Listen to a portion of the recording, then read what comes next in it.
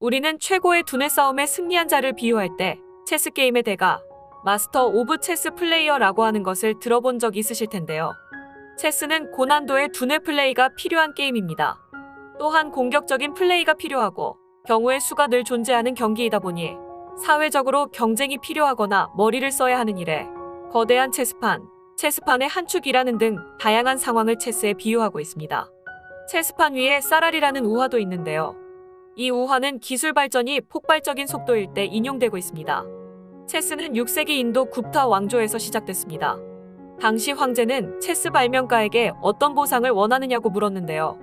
발명가는 체스판의 64개 칸을 기준으로 차례로 쌀알을 1, 2, 4, 8, 16 등 2배씩 늘려달라고 했다고 합니다. 황제는 별것 아니라고 생각했다고 하는데요. 체스판의 절반까지만 해도 쌀알 40억 개로 논 몇 마지기 분량이었습니다. 하지만 등비수열 공식을 적용해보면 최종적으로 엄청난 숫자가 나옵니다. 1800경개에 해당한다고 합니다. 에베레스트 산을 쌓고도 남는 규모였기에 화가 난 황제는 발명가의 목을 베었다고 하죠.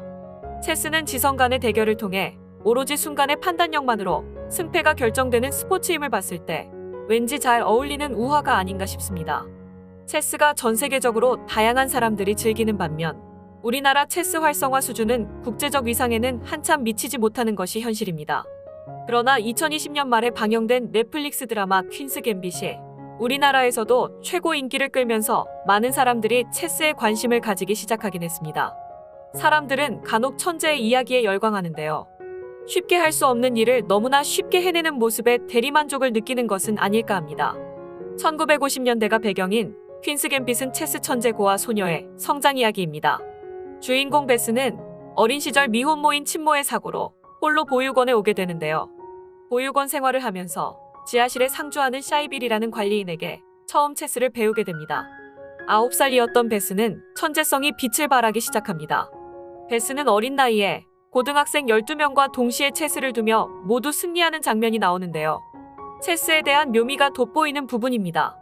체스가 중점이 되지만 주인공의 천재성, 중독, 외로움, 편견에 맞서 싸우는 성장 스토리여서 흥미진진한 요소가 많은 드라마입니다.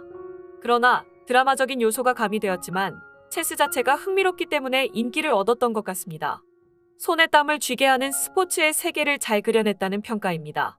퀸스 갬빗은 우리나라뿐 아니라 전 세계적으로 체스 붐을 다시 한번 일으켰다고 해도 과언이 아닌데요. 넷플릭스의 집계에 따르면 작년 10월에 드라마가 공개된 뒤 한 달 만에 세계 92개국에서 6,200만 가구가 시청을 했다고 합니다. 그 후로 입소문을 타 더 많은 시청자들이 시청을 했을 것입니다.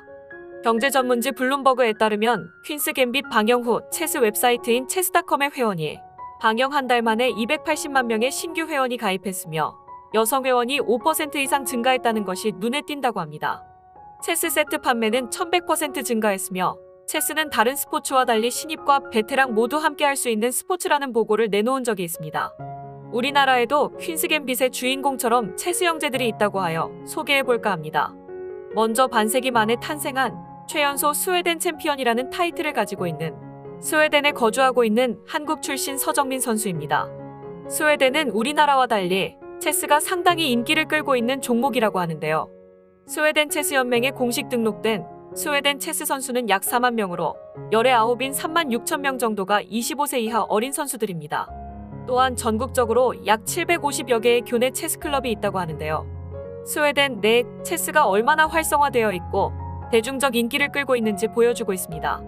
서정민 선수는 2012년 스웨덴 주재원으로 오게 된 아버지를 따라 이주하면서 학교 클럽에서 처음 체스를 배웠다고 합니다. 서양인 친구들 사이에서 이방인 같은 모습이었기에 학교 생활에 조금 더 집중할 수 있는 활동을 찾다가 체스를 시작했다고 합니다. 당시 만 10살이었던 서정민 선수는 체스를 배운 지 3개월이 채 지나지 않은 시점에서 중급자와의 친선 경기에서 무승부를 거두며 그 가능성을 확인했다고 합니다. 떡잎부터 남다른 체스 천재의 활약이었는데요. 그 이후로 본격적인 체스를 시작하게 되어 체스의 최고 등급인 그랜드마스터 아쉬 칼손의 제자가 되었다고 합니다. 국제체스연맹에 따르면 체스는 EIO 레이팅을 통해 국제적인 랭킹을 매기고 있는데요.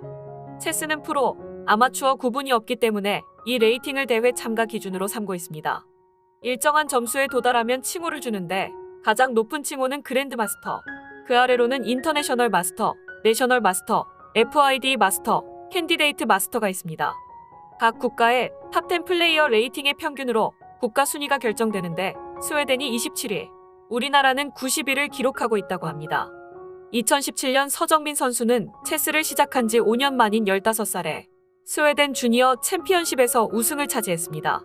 이듬해에는 프로 무대에 데뷔해 2019년 스웨덴 엘리트 리그와 예테보리에서 열린 국제 GM 토너먼트 등에서 우승하며 스웨덴의 주목받는 신예로 떠올랐습니다. 이후 다양한 경기에서 실력을 쌓으며 2021년 스웨덴 체스 챔피언십에서 우승을 차지했던 것이었는데요. 스웨덴 체스 연맹은 지난 7월 11일 서정민 선수의 토너먼트 우승과 함께 2021년 스웨덴 챔피언 칭호 획득을 선언했습니다. 이로써 서정민 선수는 1969년 당시 18세였던 울프 안델손 이후 반세기 만에 탄생한 최연소 스웨덴 챔피언이 되었습니다. 이러한 소식이 전해지자 국내 체스 팬들은 서정민 선수 관련 뉴스를 SNS에 공유하며 정말 대단하네요. 엄지척. 당장한 외국인들을 상대로 퀸스 갬빗의 실사판이다.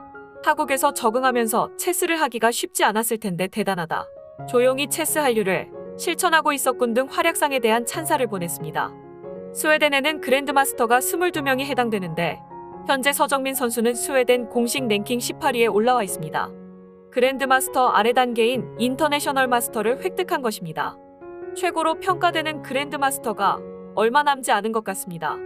이번 결승전 상대는 그랜드마스터 티게르 페르손이었다고 하는데요. 스웨덴 랭킹 4위로 2007-2008년에 스웨덴 체스 챔피언을 2연패한 막강한 선수였습니다.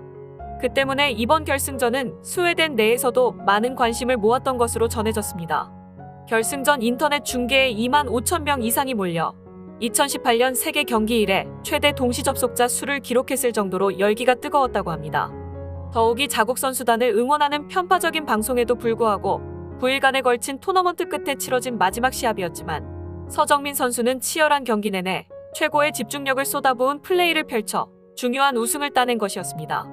평소 매일 6시간의 전술 훈련과 경기 분석은 물론 음식 조절과 운동 등 체력 보강도 게을리하지 않은 결과물이라고 하는데요. 서정민 선수는 이제 올가을 웁살라에서 열리는 GM 토너먼트 우승으로 스웨덴 통산 25번째 그랜드마스터를 노리고 있습니다. 이번 기회를 통해 서정민 선수의 활약상이 많이 알려져 국내의 많은 팬들의 응원을 받으며 토너먼트 우승을 할 수 있기를 다같이 응원하겠습니다. 세계 속에서 실력자들을 제치고 당당히 우승하고 25살에는 세계 체스 챔피언 도전자 결정전에 출전하는 것을 꿈꾸는 모습이 자랑스럽습니다.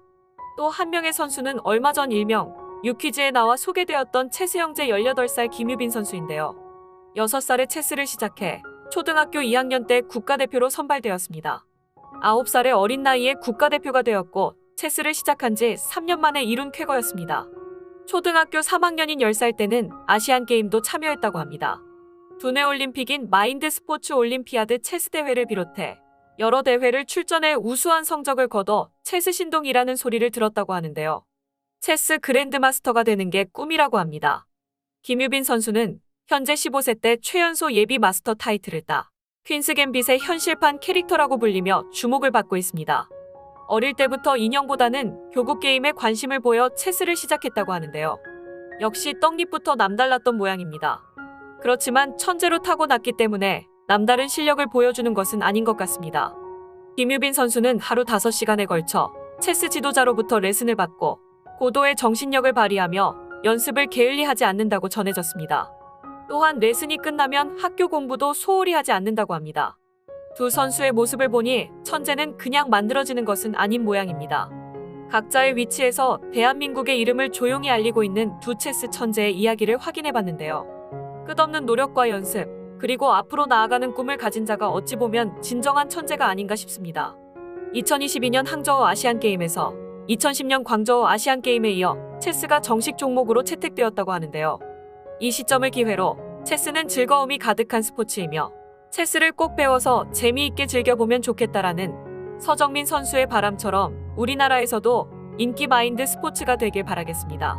2022년 항저우 아시안게임에서 두 선수의 활약도 기대합니다.